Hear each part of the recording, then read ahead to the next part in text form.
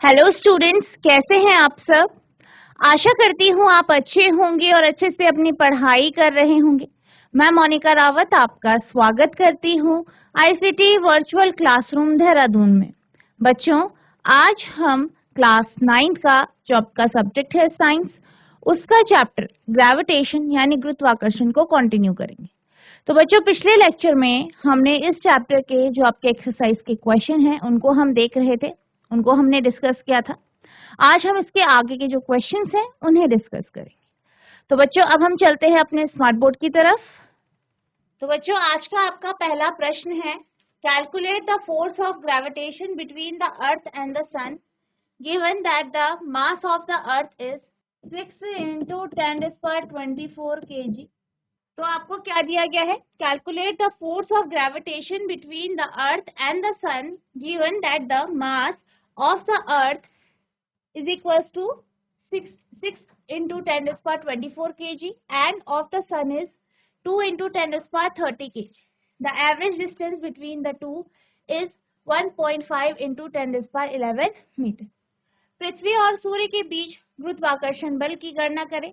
यह देखते हुए कि पृथ्वी का द्रव्यमान 6 into 10 to the power 24 kg और सूर्य का 2 into 10 to the power 30 kg है।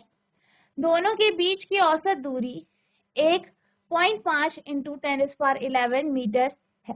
ठीक है, तो आपको यहाँ पे क्या क्या दिया गया है, आपको यहाँ पे सूर्य का द्रव्यमान तथा पृथ्वी का द्रव्यमान दिया गया है। ठीक है, mass of earth and mass of sun दिया गया है और साथ ही साथ इन दोनों के बीच की दूरी यानी डिस्टेंस दी गई।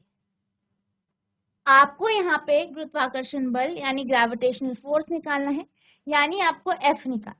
ठीक है, तो सबसे पहले जो भी इंफॉर्मेशन आपको दी गई है उसे नोट डाउन कर लेंगे। तो आपको क्या दिया है, सबसे पहले मास ऑफ अर्थ यानी पृथ्वी का द्रव्यमान। ठीक है, पृथ्वी का द्रव्यमान कितना दिया है, 6 into 10⁻24 kg। इसी तरीके से आपको सूर्य का द्रव्यमान दिया गया है, मास ऑफ सन यानी सूर्य का द्रव्यमान।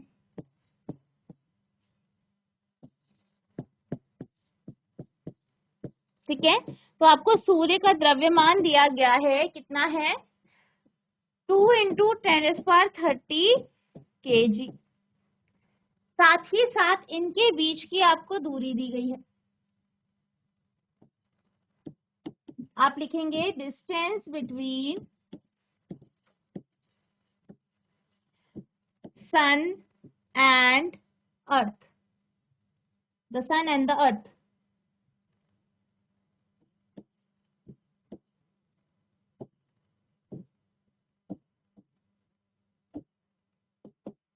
तो इनके बीच की दूरी कितनी है, 1.5 into 10⁻11 मीटर।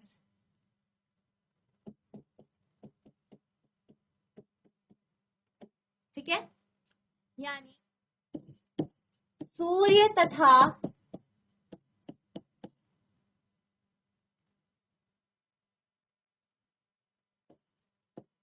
पृथ्वी के बीच की दूरी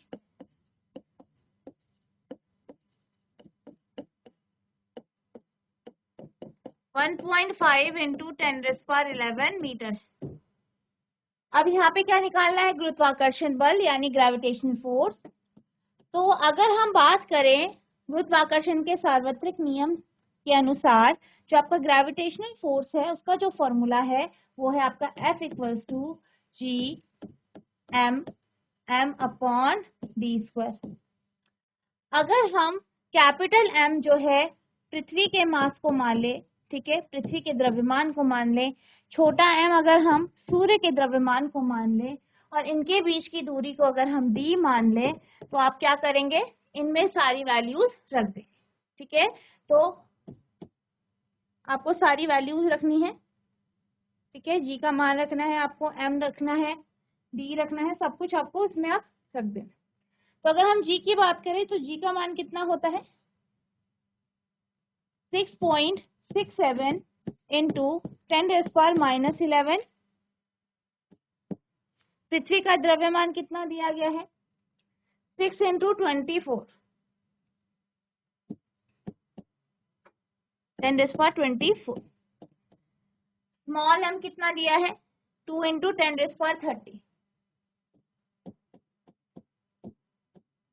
अपॉन दूरी कितनी दी है?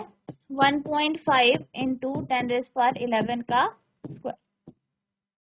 ठीक है, तो ये आपको दिया गया है। अब आप इसे कैलकुलेट करेंगे और आपका क्या आ जाएगा? गुरुत्वाकर्षण बल आ जाएगा। तो F बराबर 6.67 गुणा 2 गुणा 6 10⁻11 plus 24 plus 30 upon 1.5 into 1.5 into 10⁻22।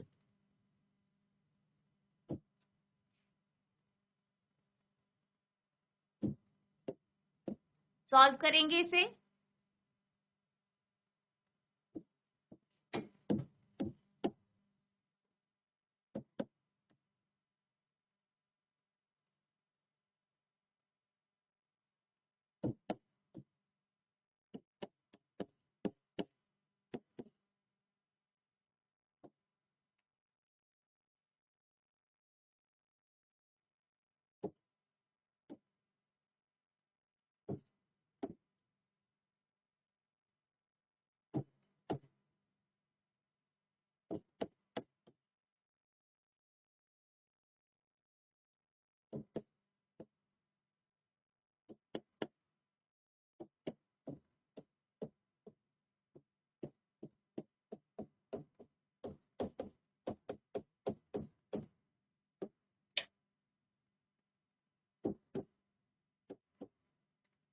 Fifty four 54 को आप माइनस करेंगे 33 से और यहाँ पे आएगा आपका 2668 अपॉन 75। तो यहाँ पे आपका 21 आ गया। इसे आप सॉल्व करेंगे।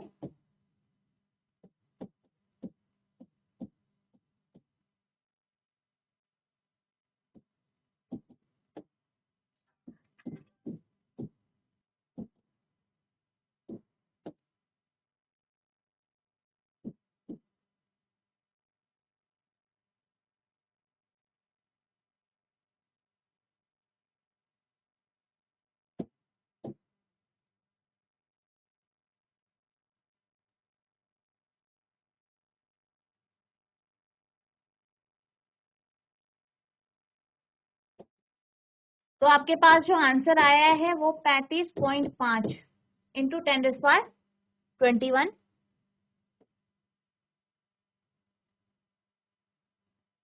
न्यूटन आया है आपका। ठीक है, इसको आप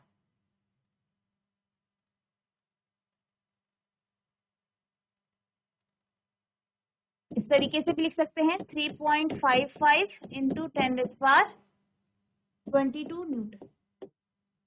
ठीक है, तो यानी आप लिखेंगे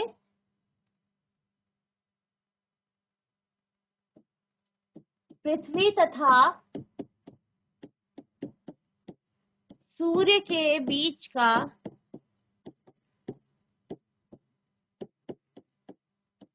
गुरुत्वाकर्षण बल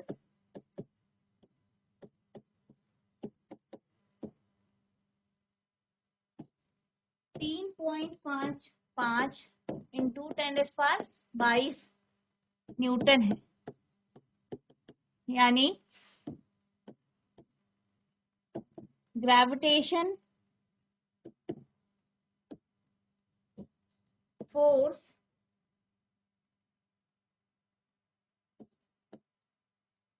between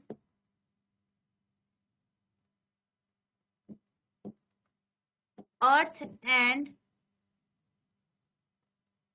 the earth and the sun is 3.55 into 10⁻²2 newton. तो इस तरीके से आपको इस क्वेश्चन को सॉल्व करना है। आप इसे नोट करेंगे।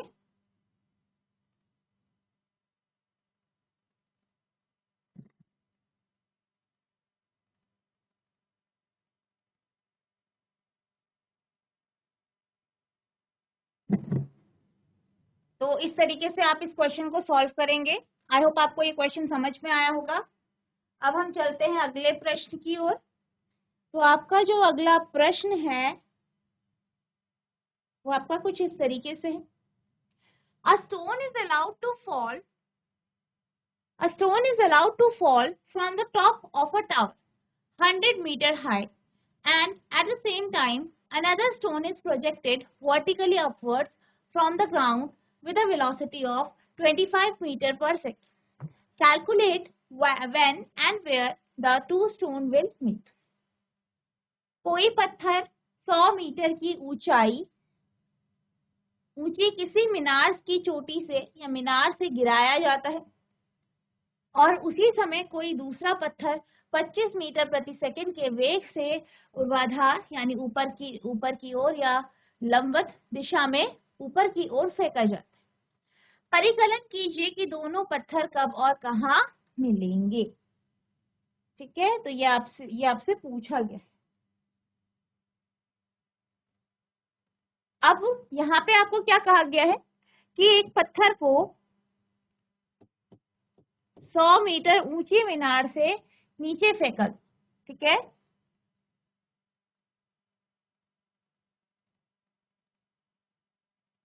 और दूसरी पत्थर को नीचे से ऊपर उसी टाइम पे जो है ऊपर की ओर फेंका गया। अब जिस पत्थर को ऊपर से नीचे की ओर फेंका जाएगा तो उसका जो u होगा वो आपका 0 होगा। ठीक है, यानी प्रारंभिक वेग आपका 0 होगा।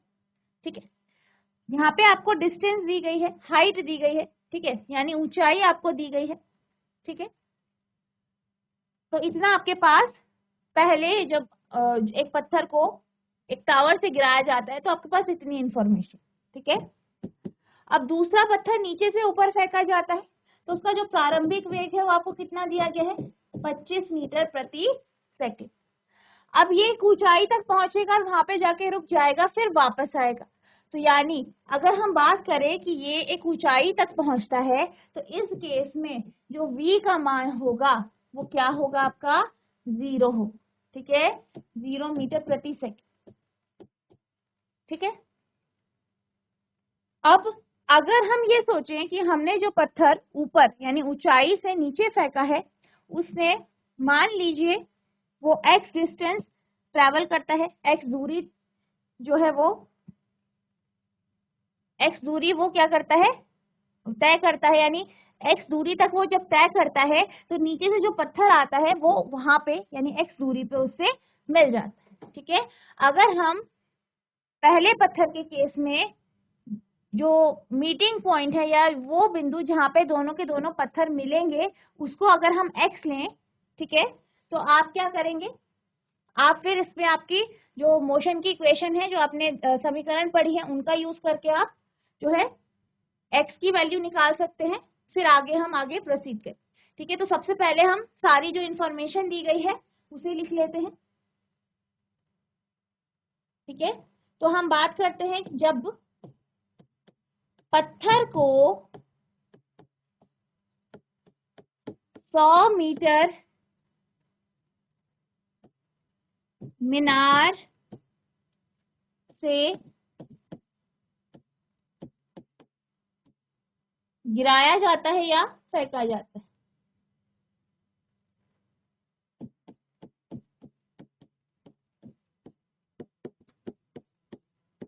ठीक है, तो जब हम पत्थर को जो 100 मीटर ऊंची मीनार है वहां से जब हम गिराते हैं तो क्योंकि वो किस में है, आपके मुक्त पतन में है, इसलिए यहाँ पे u का जो मान होगा वो आपका क्या हो जाएगा, 0। ठीक है, क्योंकि ऊपर से फेंका है तो कोई भी इसको प्रारंभिक वेग नहीं दिया गया है। ठीक है, इसलिए इसका u का मान क्या हो जाएगा, 0 हो जाएगा।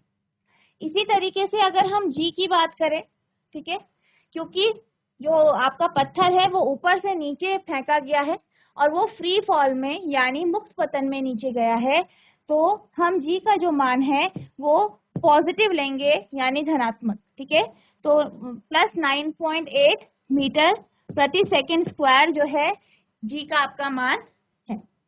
ठीक है, अब हम ये मान रहे हैं कि h इक्वल्स टू x, यानी जब पत्थर x ऊंचाई तय कर देता है, इतनी दूरी तय कर देता है, तो तब वो क्या करता है, नीचे से ऊपर आने वाले पत्थर से मिलता है। ठीक है, तो आप h को आप x ले लेंगे। ठीक है, अब आपके पास 3 समीकरण है। पहला है v equals to u plus G T, दूसरा है h equals to U T plus half G T square, तीसरा है 2gh बराबर v square minus U square. तो ये 3 समीकरण है। ठीक है, इनका उपयोग करके आपको x की वैल्यू निकाल, तो आपके पास क्या क्या है, h है, u है और g है। ठीक है, आपके पास क्या क्या है, h, u और g। ठीक है, तो पहली इक्वेशन का आप यूज नहीं कर पाएंगे, यहाँ पे आपका h का हम h यहाँ पे है नहीं तो आप इसका यूज नहीं करेंगे। फिर लास्ट वाली इक्वेशन है, तो यहाँ पे आपके पास जो है v नहीं है, तो हम क्या करेंगे, हम दूसरी इक्वेशन का उपयोग करेंगे और जो आपका x है या जो हाइट है, जितनी ऊंचाई उसने या जितनी दूरी उसने तय की है, उसको हम t के टर्म्स में लिखेंगे। ठीक है, तो आप क्या करेंगे, जो आपकी दूसरी इक्वेशन है h equals to U T plus half G T square, इसमें आप इन वैल्यू को रखें। तो h आपका यहाँ पे x है, यानी इसने x दूरी तय करी, u आपका 0 है, ठीक है, हाफ, g कितना है 9.8 9.8 इंटू t का स्क्वायर, तो x बराबर हाफ 9.8 इंटू टी स्क्वायर, तो x आ गया आपका 4.9 टी स्क्वायर। इसको आप पहला समीकरण मान सकते हैं या ए समीकरण मान सकते हैं। ठीक है, अब हम बात करते हैं उस पत्थर की जिसे नीचे से ऊपर की ओर फेंका गया। ठीक है, तो आप लिखेंगे जब पत्थर को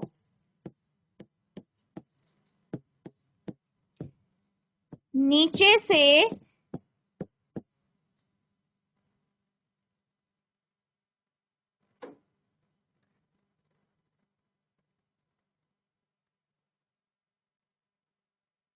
तो यहाँ पे आपने जो है दूसरे समीकरण का उपयोग किया है, हमने वैल्यू रखी सारी, u आपका 0 है, t आपका ऐसे ही आ जाएगा, g का मान 9.8 इंटू टी स्क्वायर।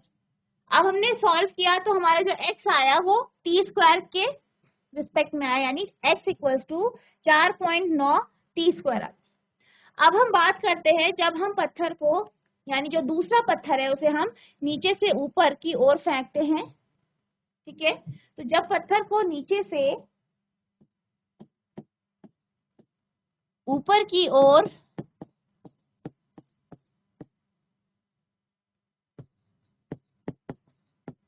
फेंका जाता है, यानी हम दूसरे पत्थर की बात कर रहे हैं। ठीक है, तो इस केस में हम जो x लेते हैं या जो आपका h है, ठीक है, h हम मानते हैं h। ठीक है, तो h हमारा कितना होगा, आपका 100 माइनस x। ठीक है, तो क्या होगा, बेसिकली जब पत्थर ऊपर से नीचे गिरेगा तो मान लीजिए इस बिंदु पे यहाँ पे पहुंचे, यानी ये आप उसका क्या है, x बिंदु। अब जिस समय हमने ऊपर से एक ऊंचाई से पत्थर नीचे फेंका, उसी टाइम नीचे से ऊपर एक पत्थर फेंका गया, वो और ये पत्थर यानी दोनों के दोनों पत्थर यहाँ पे मिलेंगे, तो पूरी दूरी कितनी है, 100 है।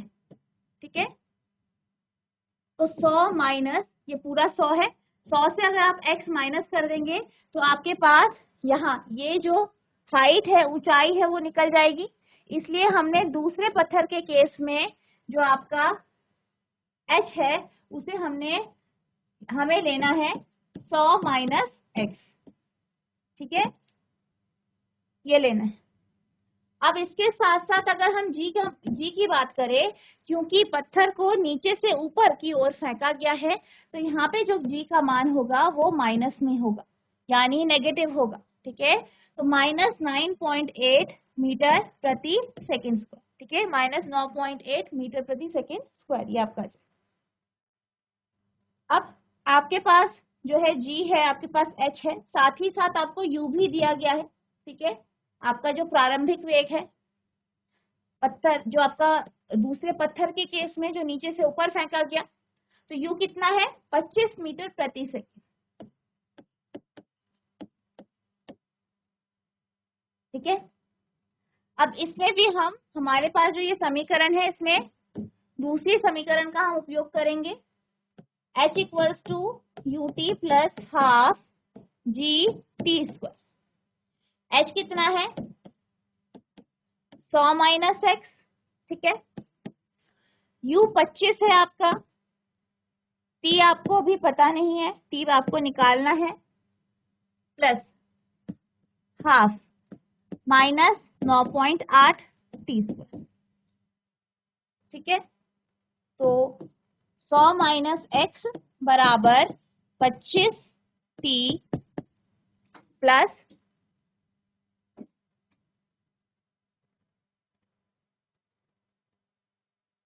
माइनस ले लेते हैं हम, तो ये हो जाएगा आपका 4.9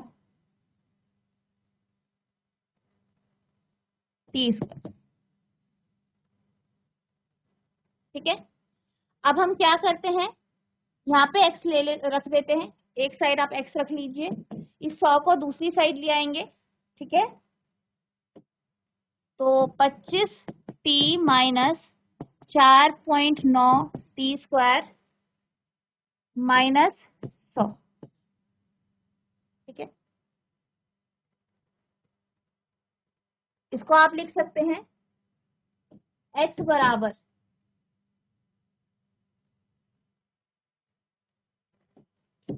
4.9 T square minus 25 T plus 100, ठीक है। तो ये आपका बी समीकरण मान लेते हैं हम, यानी दूसरी आपकी इक्वेशन है। अब आपका जो पहला समीकरण है, जो आपका समीकरण ए आया, x बराबर 4.9 टी स्क्वायर।